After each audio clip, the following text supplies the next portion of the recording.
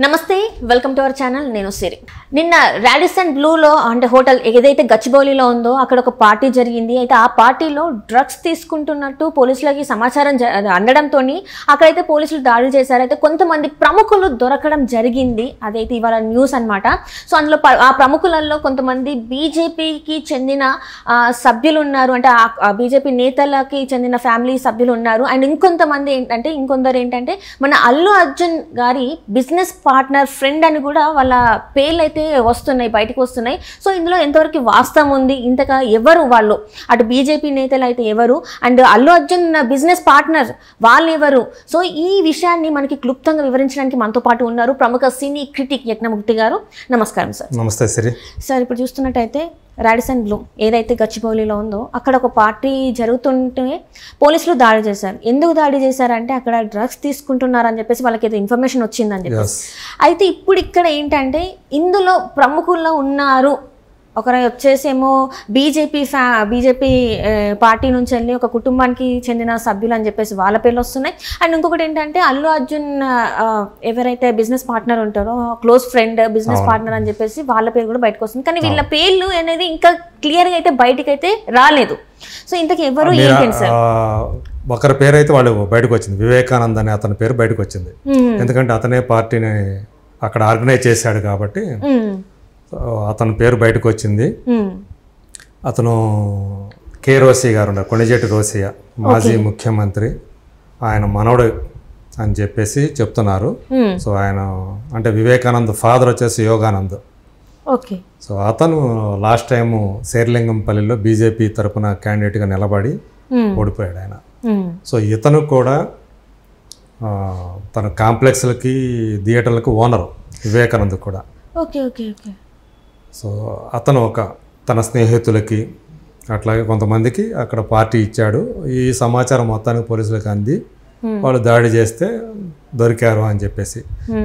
ఈరోజు ఏంటి ఆ దొరికిన వాళ్ళలో అల్లు అర్జున్కి సన్నిహితుడు అతని బిజినెస్ పార్ట్నర్ కేదార్నాథ్ అని అతను కూడా ఉన్నాడు అని చెప్పి వార్తలు వస్తున్నాయి. అతని పేరు సెలగం శెట్టి కేదార్నాథ్. సో మనకు తెలుసు అల్లు అర్జున్కి జూబ్లీ హిల్స్ పరిసర ప్రాంతాలు హైదరాబాద్లో కొన్ని పబ్స్ ఉన్నాయి. అందులో హై లైఫ్ అనేది రోడ్ నెంబర్ 36లో ఉన్నటువంటి ఒక పేరు పొందినటువంటి పబ్. సో దాంట్లో అతను బిజినెస్ పార్ట్నరు అని చెప్పేసి, అలాగే 800 జూబ్లీ అని చెప్పేసి ఇంకొక పబ్. సో దీంట్లో కూడా అతను పార్ట్నరు అని చెప్పేసి మనకు వస్తున్నటువంటి సమాచారం. యాక్చువల్గా ఈ కేదార్నాథ్ అని ఆయన సినిమాల్లోకి ఎంట్రీ ఇవ్వాలని కూడా ప్రయత్నాలు చేస్తున్నాడు. సో అతనితోటి అంటే సుకుమార్ విజయ్ దేవరకొండ కాంబినేషన్లో ఒక సినిమా చేయాలని కూడా ఆయన ప్లాన్ చేసుకున్నాడు, అంటే ప్రొడ్యూసర్గా. సో అప్పుడు మీకు అంటే లాస్ట్ ఇయర్ ఒక సంవత్సరం క్రితం సుకుమార్ విజయ్ దేవరకొండ కాంబినేషన్లో ఒక సినిమా రాబోతుంది అని చెప్పి ఒక వార్తలు వచ్చాయి బయటకు.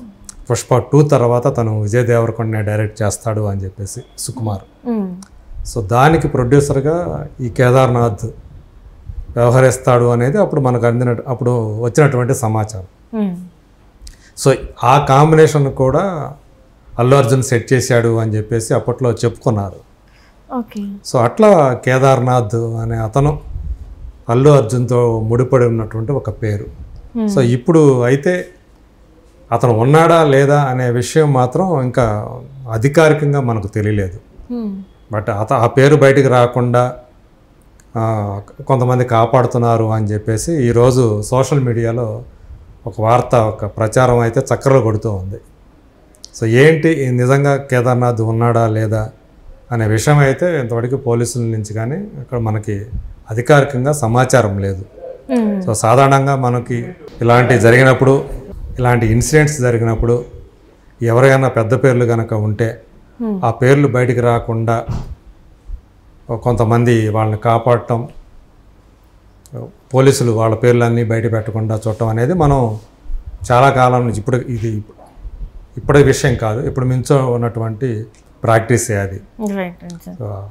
కొంతమంది బయటకు వస్తారు, కొంతమంది బయటికి రారు. రైట్. అంటే ఇది ఏదైతే రాడిసన్ బ్లూ ఉందో ఇప్పుడైతే గచ్చిబౌలిలో సార్, గతంలో చూసుకున్నట్టయితే రాడిసన్ బ్లూలో మన బంజారాహిల్స్లో ఉన్న రాడిసన్ బ్లూలో నిహారిక కొన్నిదల అండ్ రాహుల్ సిప్లిగంజ్ ఇంకా కొంతమంది యూట్యూబర్స్ వీళ్ళు పట్టుబడడం జరిగింది.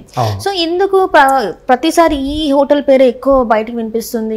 ఎందుకు అంటే తగిన చర్యలు తీసుకోవట్లేదా, లేకపోతే ఇంకెవరైనా వెనుకల నుండి వీళ్ళని నడిపిస్తున్నారా సార్? అసలు ఏంటి అంటే ఎక్కడైనా ఇప్పుడు మామూలుగా అయితే ఒక రాడిసన్ బ్లూ అనే కాదు, పెద్ద హై ప్రొఫైల్ పీపుల్ ఎవరైతే వెళుతూ ఉంటారో హోటల్స్లో, ఆ హోటల్స్లో డ్రగ్స్ పార్టీలు జరుగుతూ ఉంటాయి, లేదు డ్రగ్ పిల్స్కి సంబంధించి అవి ఉపయోగించే పార్టీలు జరుగుతూ ఉంటాయని చెప్పుకుంటూ ఉంటారు.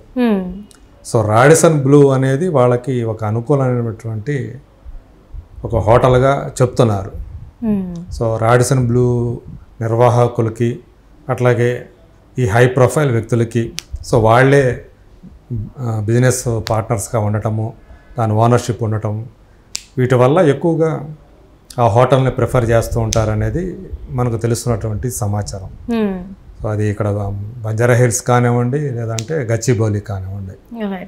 సో రాత్రి కూడా ఆదివారం కూడా ఇప్పుడు మనకు పట్టుబడ్డారు కాబట్టి ఈ సమాచారం అంది, పోలీసులు దాడి చేశారు, కొంతమంది దొరికారు. అందులో వివేకానంద్ దొరికాడు. సో తనే ఆర్గనైజర్ అని చెప్తున్నారు, తనే ఆ పార్టీని ఏర్పాటు చేశాడని చెప్పేసి. అట్లాగే కేదార్నాథ్ పేరు కూడా వినిపిస్తుంది ఈరోజు. సో వీళ్ళందరూ కూడా ఆ హోటల్ తోటి పరోక్షంగానూ ఆ వ్యక్తులతోటి సంబంధాలు ఉన్నవాళ్ళే, పరిచయం ఉన్నవాళ్ళే. సో హై ప్రొఫైల్ అంటే పెద్ద పెద్ద వాళ్ళతోటి ఉన్నటువంటి పరిచయాల వల్ల మనకి ఏం కాదులే, మనల్ని ఎవరూ కూడా పట్టుకోరులే అనే ఉద్దేశంతో పొలిటికల్గా ఇన్ఫ్లుయెన్స్ కలిగిన వాళ్ళు, అలాగే బిజినెస్ ఫీల్డ్లో ఇన్ఫ్లుయెన్స్ కలిగిన వాళ్ళు, సోషల్గా ఇన్ఫ్లుయెన్స్ చేయగలిగిన వాళ్ళు, అలాగే సినిమా వాళ్ళు. సో ఈ ఇన్ఫ్లుయెన్స్ ఉన్న వాళ్ళ మీదకి తొందరగా పోలీసులు వాళ్ళ పేర్లు బయట పెట్టరు. ఎవరు కొన్ని పేర్లు చెప్తారు కానీ అందరి పేర్లు బయట పెట్టరు. ఆ ఉద్దేశంతోనే వాళ్ళు కూడా ఏంటంటే మన జోలికి ఎవరు వస్తారు అనే ఒక భరోసా కావచ్చు, లేదంటే ఒక రకమైన నిర్లక్ష్యం కావచ్చు, మితిమీరిన ఆత్మవిశ్వాసం కావచ్చు, మనల్ని ఎవరు ఏం చేయలేని ఉద్దేశంతో ఇలాంటి పార్టీలు చేసుకోవటం. ఎప్పుడన్నా ఎప్పుడో ఒకసారి రెగ్యులర్గా జరుగుతూనే ఉంటాయి, కానీ ఎప్పుడో ఒకసారి మాత్రమే పోలీసుల చేతికి దొరుకుతారు. సో ఇప్పుడే కాంగ్రెస్ పార్టీ అధికారంలో ఉంది కాబట్టి అందులో కాంగ్రెస్ పార్టీకి సంబంధించిన వాళ్ళు, అధికార పార్టీకి సంబంధించిన వాళ్ళు ఎవరన్నా ఉన్నారంటే ఆటోమేటిక్గా వాళ్ళకి సంబంధించిన ఇన్ఫ్లుయెన్స్ పనిచేసేసి ఇన్ఫ్లుయెన్స్ వాళ్ళని బయటికి రాకుండా, వాళ్ళ పేర్లు బయటికి రాకుండా మేనేజ్ చేస్తారు అనేది చాలామందికి తెలిసిన విషయమే. సో ఇప్పుడు అట్లాగే కాంగ్రెస్ పార్టీ వాళ్ళు ఉంటే గనక మరి ఎట్లా ఉండేదో మనమైతే చెప్పలేము. బీజేపీ సంబంధించిన వాళ్ళు కాబట్టి బయటకు వచ్చారని అనుకో, వాళ్ళ పేరు బయటకు వచ్చిందని అనుకో.